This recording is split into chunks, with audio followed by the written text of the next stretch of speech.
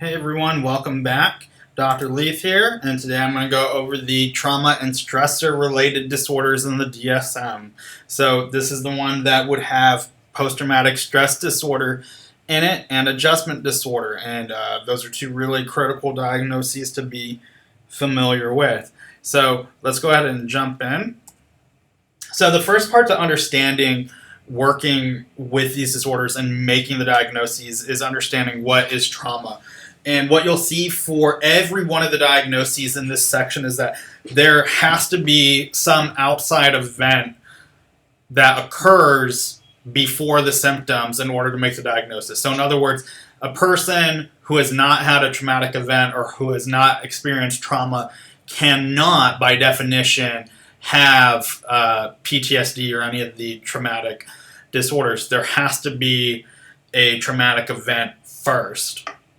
And so that leads us to what is trauma, and the DSM gives a hard, meaning like a concrete definition for what is considered traumatic. So this is taken from criterion A for PTSD, and this is just to kind of start wrapping your head around, and we'll go into more detail in a couple slides, but you'll see that it needs exposure to actual or threatened death, serious injury, or sexual violence in one of the more following ways. Directly experiencing it, so if you were a survivor of maybe domestic violence or a sexual assault or a robbery, witnessing, right, as it occurs to somebody else, so bystander traumatization, right, so we see this a lot in school with bullying and fightings and stuff like that. There might be a child who sees it, or a child sees parents engaging in abuse, and that can be traumatic. Learning that the traumatic event occurred to a close family member or a close friend, we would expect that the relationship would be very strong or very close in order for this to kind of trigger the traumatic symptoms, right? Otherwise, when you watch the news and you hear about crime and acts of violence to people you don't know, we would all wind up with this. So we'd expect that the likelihood of this to go up with the closeness of the relationship.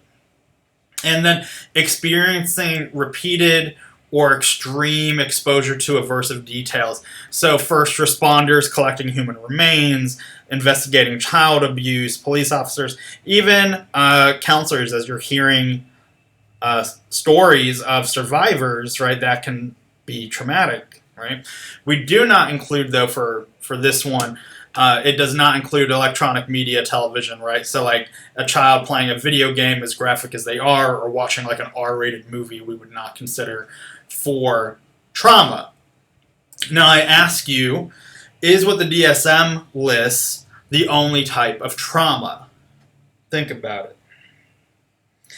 And I think most of us would agree that's not the only type of trauma. It's certainly a type of trauma, and specifically it's called type 1 trauma. That's the violent stuff. And it's not just, interpersonal violence. It can also be things like natural disasters. So remember a few years ago, the explosion in West Texas, or the tsunamis, hurricanes, even COVID, right? So these things that are very clearly dangerous. There's an element of fear with it. Absolutely, we consider that traumatic. Type 2 trauma, also known as complex trauma, if you want a really cool rabbit hole to go down and kind of look at, is more systemic and systematic in nature. So this would be other forms of being discriminated against, and that might be racism, right? It might be, think of abuse, like the abuser never raises their hand to you, never threatens you, but they gaslight you. They call you every name of abuse. In the book, there's lots of yelling and screaming where it's threatening to abandon you or control you and doing things like that. Bullying, emotional abuse, gaslighting, all of that, it's not violent. There's no threat of death or serious injury or illness, but it is just as traumatic, right? So as a clinician, you will 100% work with these different issues and more. However, the DSM does not allow these two work towards PTSD, acute stress disorder, or the reactive attachment and social inhibition disorders, right? This stuff is profoundly impactful on your clients, and it is traumatic. However, it does not work towards the diagnoses we're going to go over. So it's something to think about. So let's start with the big one. I know usually I go in order of the DSM, but I want to start with post-traumatic stress disorder. So, and most of you will probably know the broad strokes and maybe even a little bit more. Very common disorder, unfortunately. You will work with a trauma survivor, and this is someone who has survived a traumatic event such as wartime combat, sexual assault, natural disasters, interpersonal violence, domestic violence, so on. Children can also develop it. It can occur at any age. Again, people who have learned about it can develop it. And it doesn't include normal life stressors, right? Bereavement, serious illness, divorce. And there is a delay, right? So it's not that on day one the person experiences a traumatic event and then day 2 or 3 or 4 they have PTSD. PTSD occurs 30 days or more later, right? This happens later. There's no upper time limit on it, but you can't start sooner than 30 days. And what typically happens is the person starts having physiological symptoms, right? The heart racing, the sweating. They start having flashbacks, intense fear, discomfort. Older clients are less likely to develop symptoms. Why do you think that would be? Yeah, because they have learned maybe different forms of resiliency. They've seen more, they've been experienced. So this is a disorder that becomes less likely the older a person becomes, though not impossible, right? So age, that's just an observation that research has pointed out. It's not like you would say, oh, well, they're older, so probably not that. Most people will recover very quickly, and there are some people who it's going to take some time. And that is a combination of what was the trauma, who is the person, and the support systems they have in place. So with PTSD, following the event, we have these types of symptoms: intrusion, avoidance, negative, and arousal symptoms. So let's go through each of these, and just to kind of bring it up and start us off again, we've got the exposure to actual or threatened death, serious injury, or violence. So that's criterion A. Most of the time, your clients are probably going to come in with this. That's been my experience working directly, or working with a client who has directly experienced it. Then we have our intrusion symptoms, right? And so with these, I took it right out of the DSM so we can all kind of look at it together.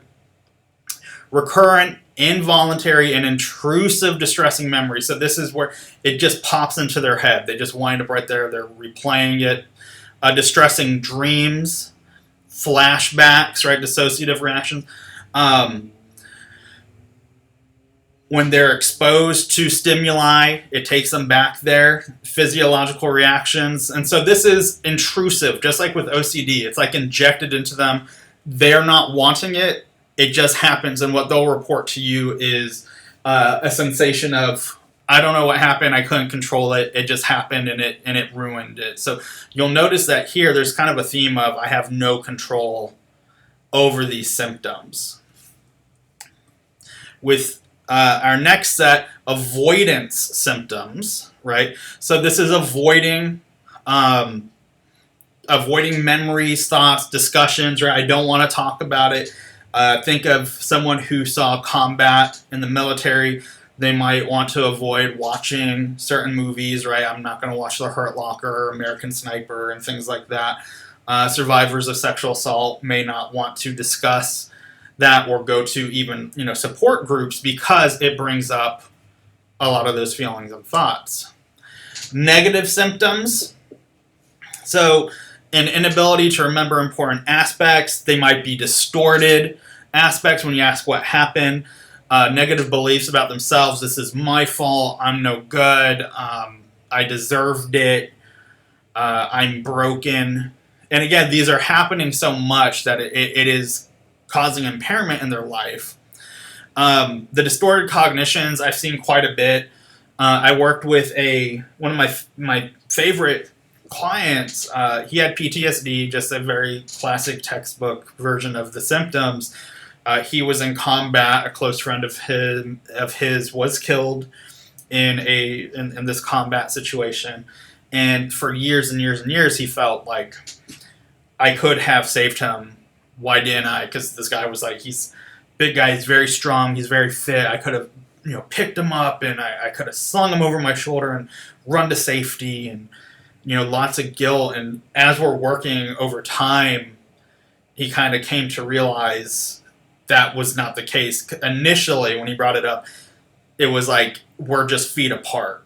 I'm within arm's reach of my friend, but the reality was that they were, an eighth of a mile or a quarter mile apart, right? This was not going to happen.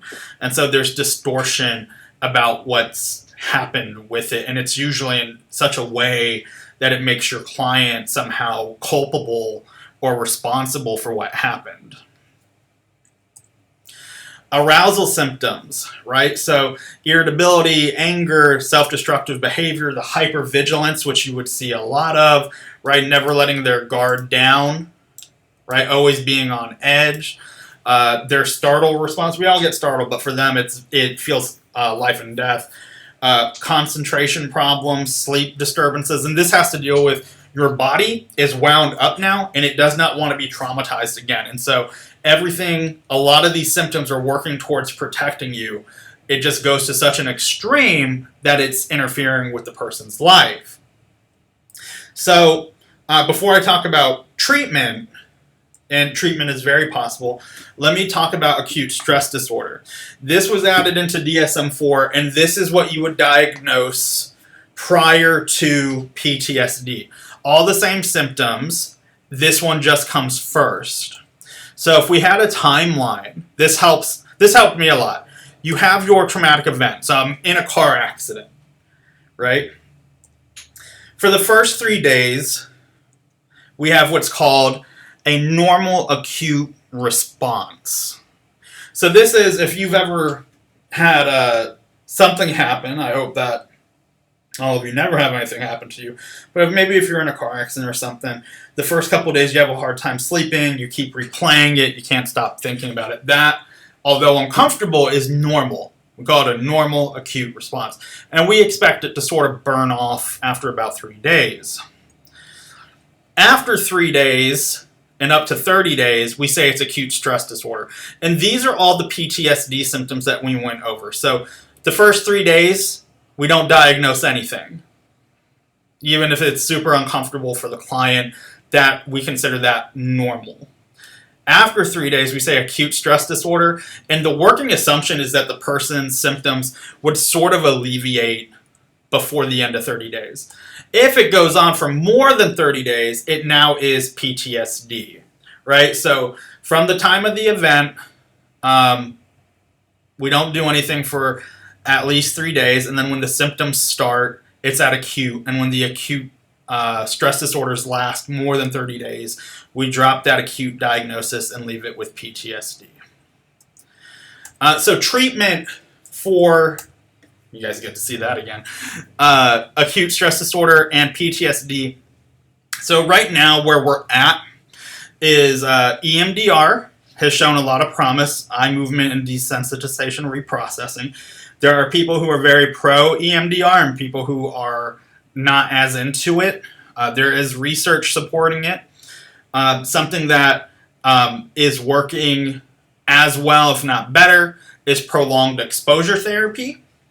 And so with both of them really, you're having your client talk in a lot of detail about the traumatic event. With EMDR, you're trying to get to the negative core belief, right? I'm no good, I deserved it, things like that, and trying to process those feelings using bilateral stimulation. With prolonged exposure therapy, you are having them tell the story, so that you might have them tell you the story of there, like with my client, I didn't do this, but having him tell me the experience, and then at the next session tell me again and again and again. And typically what we see is at first the person can somewhat easily, although uncomfortably, discuss the story. It becomes increasingly harder with each iteration.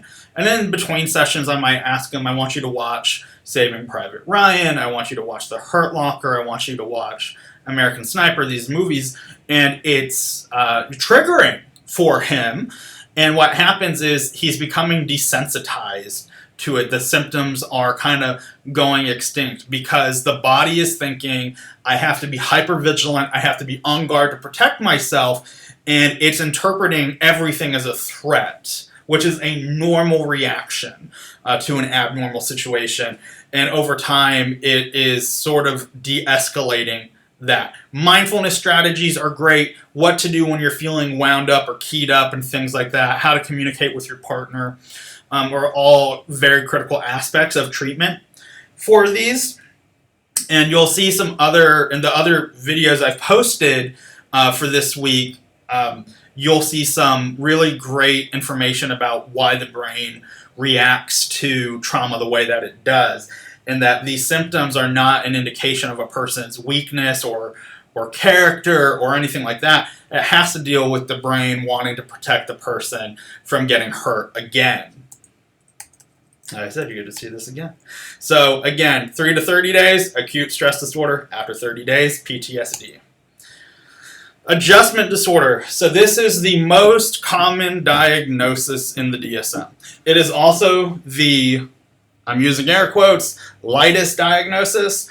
This one is what we give to many, many people. And so for this one, this is when a person has a difficulty or has difficulty adjusting to, hence adjustment, they have difficulty adjusting to some change in their life, right? And there has to be an identifiable stressor, but this is where we would put things like loss of job, divorce, bereavement, serious illness, relocating, things like that, where it is a identifiable stressor. Here's X, here's what happened, and then the person has a hard time working with that change. So you might work with children, for you, those of you who are school counselors or youth counselors. You have a child who moved from one city to another, right? And they're having to adjust to a new school, a new city, and new friends, or even going from one grade to another, or you retain them in a grade.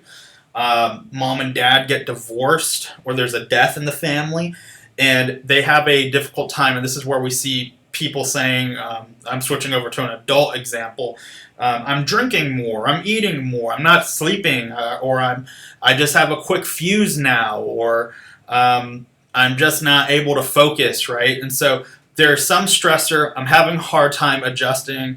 It occurs within 3 months of the change, so there is kind of a time limit on this one, in the sense of I can't say now, looking back, when I moved from my hometown to college, I've had a hard time. It has to be within 3 months of that stressor.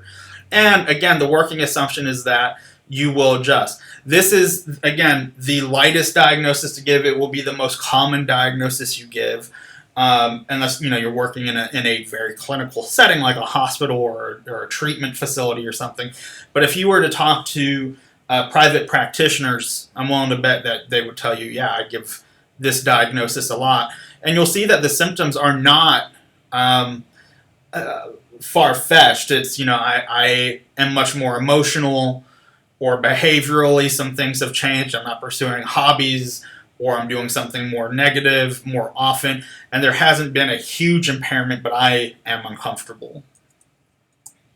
This is a childhood diagnosis, reactive attachment disorder, RAD. And so this is where a child, so again, whenever you hear children, you got to consider age and development. So the child does not seek or react to comfort. So what is the opposite? What would a child without RAD do? So if I have a child with me, or my child with me, and she is walking around and she might kind of go explore the hallway, but she won't stray very, very far from me. And if she were to get scared, she would come back to me. She wouldn't go to you. She wouldn't go to a stranger. She would look for me or her mother, and she wouldn't want to wander away. Someone with RAD, though, who gets hurt, would not really seek comfort. They would just kind of keep to themselves, keep doing what they're doing. If my child had a RAD and I brought them to my office, they would just wander the building. There's not that tether that kind of keeps them to me.